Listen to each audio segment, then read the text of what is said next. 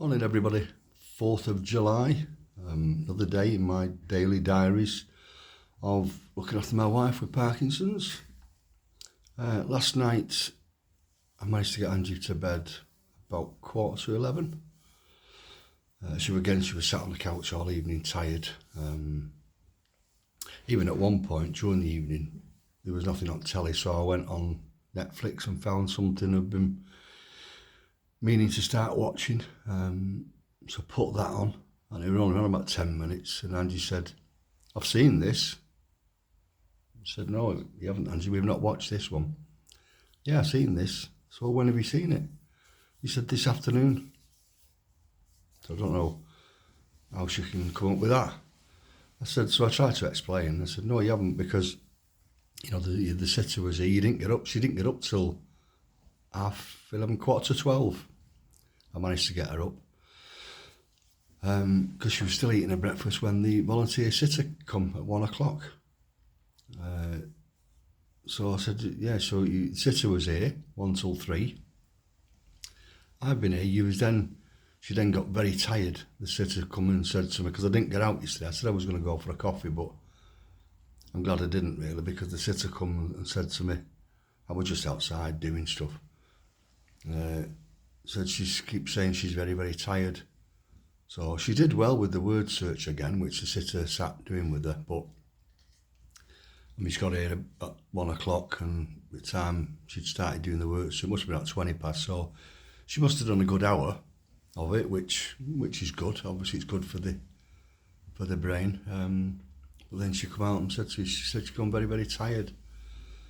So I had to then shuffle her from the dining table in the dining room into the front room, get her on the settee again, as it seems to be becoming a bit of a norm now in the afternoon if we're not out. And again sat there with the eyes closed, and most of the day again. I've been informed. I've never thought about checking up what it was called, that, but the eyes closed thing is, or the inability to open the eyes, and they just close like that, and you have to physically open them. It's called apraxia of the eyelids. It's quite, well, I wouldn't say it's quite common in Parkinson's, but it's one of the symptoms that Parkinson's sufferers can get. The woman Bev that I've just been recently in touch with that's got Parkinson's, then I said she has the same thing. She told me yesterday. That's the official name for it, apraxia of the eyelids. So that's something else. But they're just giving me daft names, dyskinesia and all sorts. So anyway, so during the night, during the evening, she was convinced she'd watched this series. So, and she'd watched it in the afternoon. I don't know how many episodes it is in this thing, but she said, "No, I watched it all." So, a couple of minutes, I realised you can't try to convince her that she hasn't. That's one of the things I'm learning. If somebody's got any sort of dementia, you have to just not try to convince them that they're wrong. Because she honestly believes that she's seen it. So I just left her to it then. But then I got her in bed, like I said, at 11, what was it, 11:45-ish, something like that, and she was fairly quiet, and I thought, well, that's not too bad. She was fidgeting a little bit for about 20 minutes, and then went quiet, and I thought, usually give her about half an hour.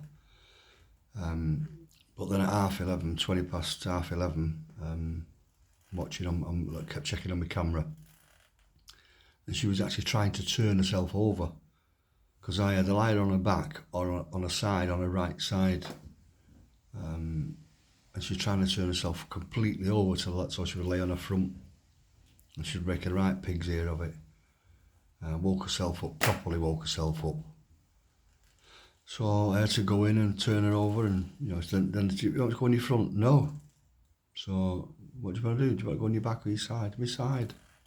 So I had to then turn her completely over again and put her back on her right side. So then that put me back for another half an hour. So I got in bed, looked at the clock, it was exactly 10 past 12.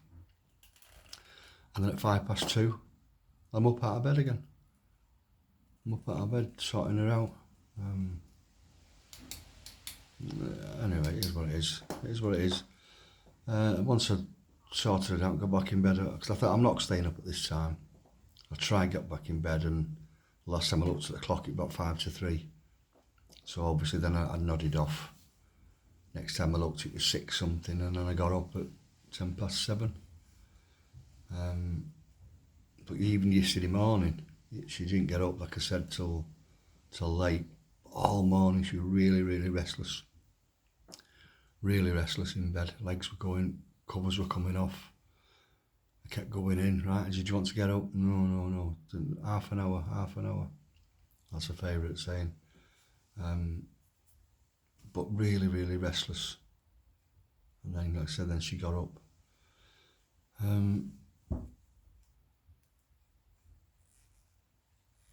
I don't know, it's strange.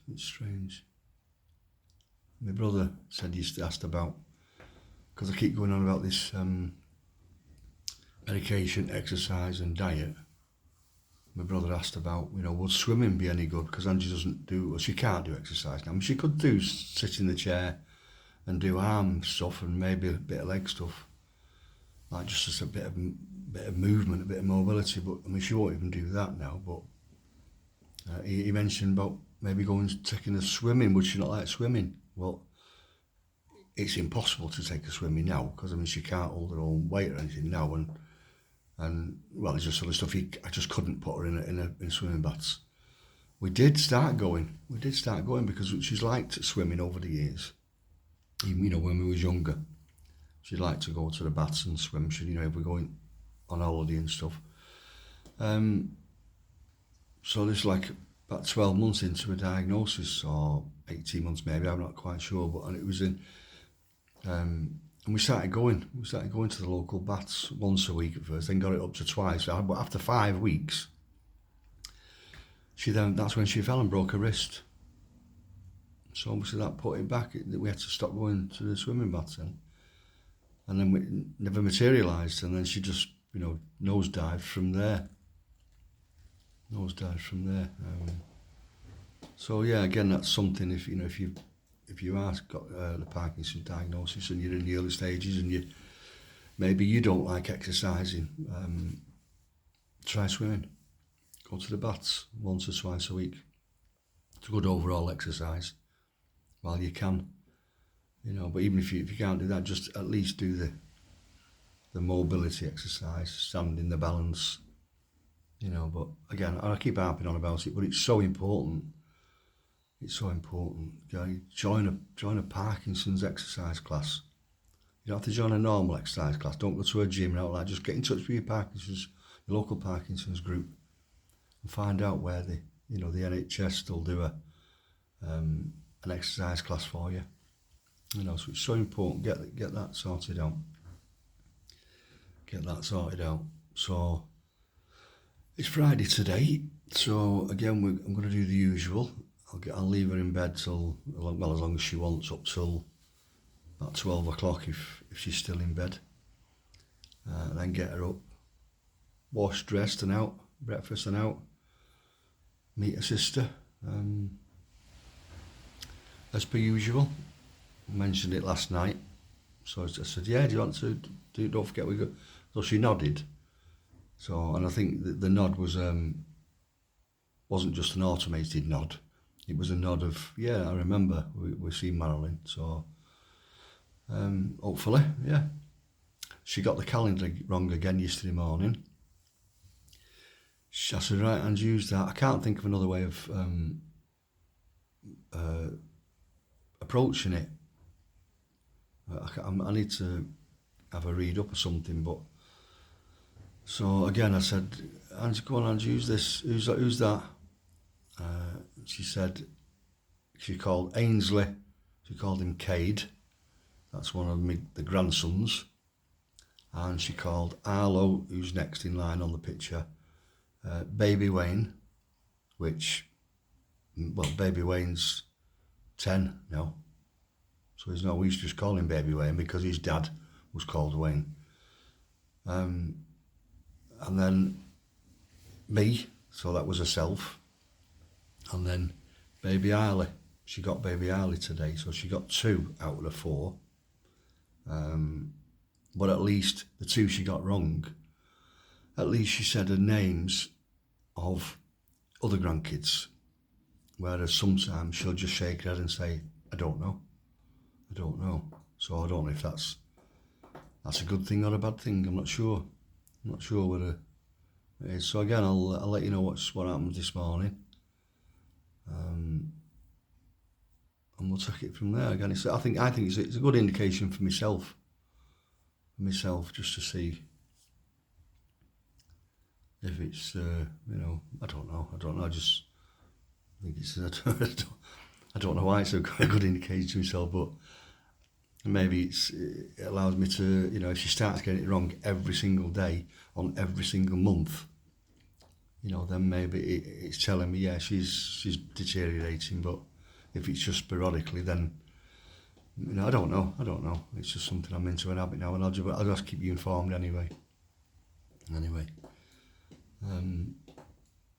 Yesterday, when I watched my video back yesterday, I thought before I start doing my videos, I do really need to look in a mirror sometimes, because I tend to just get out of the shower, get dried, just do my hair into it and put my clothes on and come and do this. But yesterday I sat watching it and I thought, Mike, you look like you've got a pineapple on your head. Sort your hair out, please. So from now on, I think I'll just take a little bit more time. A bit more time get ready for me videoing. It made me chuckle to myself, that's all. I don't know if it come across that way, but to myself it did, So I just thought, you look like you've got a pineapple on your head. So, right, I'm going to finish on that note. Chuckle to myself again during the day. Especially if we go out and if we're doing the shopping, I might see a pineapple. Right, okay, so I'll do another one tomorrow. You lot have a good day, please. I know I am. I'm having a good day today. Get out and so please do the usual. Thank you for those who have made some donations again to my granddaughter's Just Giving page. I've noticed a few. I checked last night. I noticed a few more have donated. So thank you very much.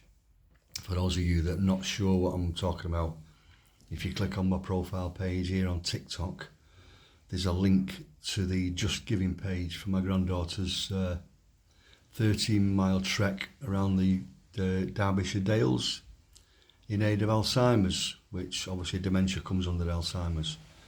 It's a big organised thing made by Alzheimer's, and it's on August the 9th.